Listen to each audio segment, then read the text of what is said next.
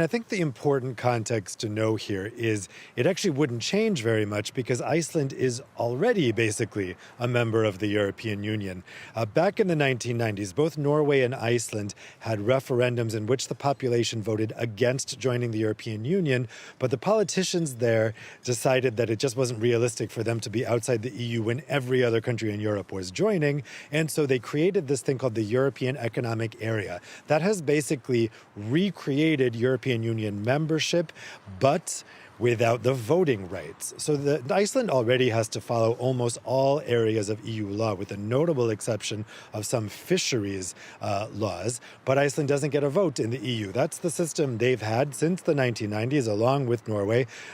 Critics of the system often call it a fax democracy because Iceland is told what rules it has to follow by Brussels, but it doesn't have a vote. Doesn't have seats here in the European Council, in the European Parliament. So it really wouldn't change much for the EU, but for Iceland, it would give some guarantees, and it would also give more certainty. We're referring there to some of the anxiety that Icelanders are feeling right now, given Donald Trump's threats to Greenland, the fact that he mistakenly referred to Iceland several times in his speech in Davos, and the fact that Trump's ambassador to Iceland joked last month that the U.S. would be taking on Iceland as the 52nd state after Greenland. Now, he insists he was only joking, but that didn't help calm fears in Iceland, and that's why they're moving ahead with this. I will say, though, there is some skepticism here in Brussels about this, because Iceland already applied to join the EU back in 2008. You may remember there was this Icelandic banking crisis with the IceSave Bank,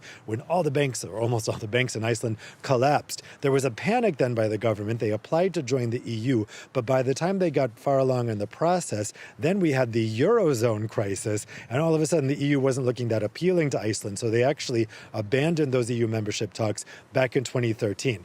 There is some concern here to say, okay, we don't want this yo-yo accession talks with Iceland on again, off again. They've said this already also with the UK, that if the UK were ever to apply for membership to rejoin the EU, they would need to know that a future government wouldn't come in and undo that. In other words, they would need to see an extremely high level of public support in the UK for rejoining the EU. So they want to see the same thing in Iceland, and they're not seeing it. Right now, it's about 50-50 in terms of polls about whether Icelanders want to join the European Union or not. Now, that may change in the height of a referendum once they get more information, once people really start thinking about this. But I have to say, people in Brussels aren't looking at those polls very favorably. I mean, these accession talks take up a lot of time and cost a lot of money. And in some view here, Iceland already wasted a lot of the EU's time back between 2008 and 2013 on this. Dave, we'll have to leave it there for now. Thank you so much for joining us, though. That's our correspondent, Dave Keating, joining us there with the view from Brussels. Well, let's bring in from Reykjavik, Eiríkur Bergman, Professor of Politics at Bifrost University. Thanks so much for being with us on the programme. As we heard there from Dave, bit of scepticism in Brussels about the potential of Iceland making this move, holding this referendum. What do you say to that? What's your view when it comes to perhaps Brussels not looking very, very favourably at this potential referendum? Well, Iceland has always remained pretty undecided when it comes to the European Union. Iceland has the same need as everybody else in Europe to belong to the single market, trade freely and be sort of within the same zone. But Iceland has always guarded its independence also very fiercely, and the idea of sovereignty is very strong. So Icelanders simply have remained undecided, but there are still some new elements now coming into play. Well, we have a new government which has a different kind of approach than the previous ones. But in addition, the security aspects of the situation is a new part of the debate, and that might change things for Icelanders. And all of this, of course, actually predates Donald Trump's return to the White House. Iceland has been strengthening its ties with the EU in recent years. Just talk to us a little bit about that. You know, it's not prompted wholly by what's been happening at the White House. No, I mean, this coalition came in prior to the second term of Donald Trump, and that coalition decided in its agreement that they would put the referendum question of whether to resume the negotiations that were halted in 2013. So that was not as a response to Donald Trump, but the security aspect and the sort of conflict or the dilemma over Greenland has sort of enhanced the urgency amongst some people in Iceland. But it is true that a large swaths of the population remain pretty hesitant.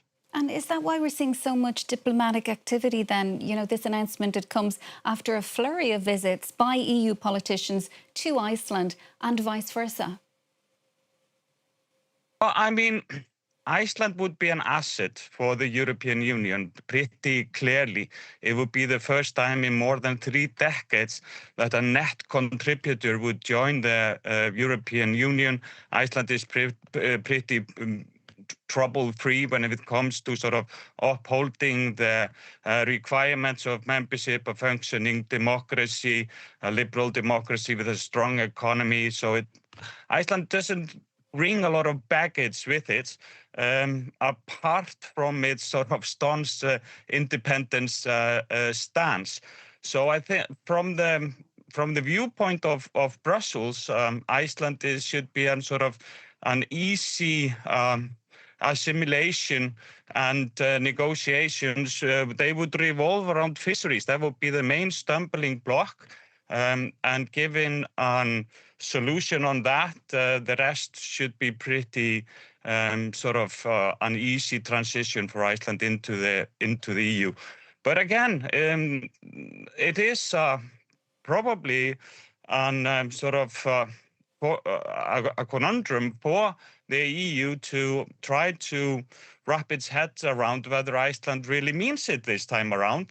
And I understand that that this question is being raised. That's a very valid question. And Iceland, it's already a founding member of NATO. It's already part of the EU's single market, the Schengen open border travel zone, the European Free Trade Association. As Dave Keating said a little earlier, it's kind of more or less already within the EU. So does it really need to become a fully fledged, integrated member? No, I mean, and that has kept Iceland outside of the European Union, that it doesn't actually need it in economic terms to fully join the European Union to sort of enjoy the benefits of the single market, of the research cooperation. For example, I participate and my colleagues in fully without friction in European academic cooperation. Travel is catered for within Schengen. So there is not a real economic sort of urgency. The main benefit for Iceland in economic terms would be to adopt the euro as well. The Icelandic currency brings a bit of economical problems. We have prolonged higher interest rates than almost anywhere else. Inflation remains very stubborn, and it's very difficult to bring that down. So many people see benefits in the euro there. But you're absolutely right. For most economic purposes, Iceland is already within the realms of the European Union. It's just a question of whether Iceland should take the final step and actually join the union fully. And many people say simply admit the reality that Iceland is already almost a de facto member of the European Union through all its association programs. And we don't have a date yet for the referendum. When do you think it's likely to take place? And if people do vote to join the EU, what happens next? Yes, a lot of the international reporting on the dates have been, well, not very well founded. The proposal has not been put forward to the parliament. At the very earliest, it could be August, but I would predict that the debate in parliament will drag on until spring. And so we might see a referendum in late autumn or early next year. And it was it will also be a double referendum. If Iceland accept to resume the talks in this pre-referendum that will be held soon, that will be subject to a confirming referendum after the accession treaty has been negotiated and prior to Iceland becoming member of the EU. So this is still a very long process, but that's also a bit of a problem. We saw that last time, as when the process of accession negotiation drags on for a long time, the population becomes increasingly hesitant. It doesn't really help to sort of rally support to drag the process very far. So that is another aspect to take into consideration. Erica, we'll have to leave it there for now. Thanks so much for being with us, though, on the programme. That's Erica Bergman, Professor of Politics at Bifrost University in Reykjavik. Well, that's it from us for now. Stay with us, though, for more World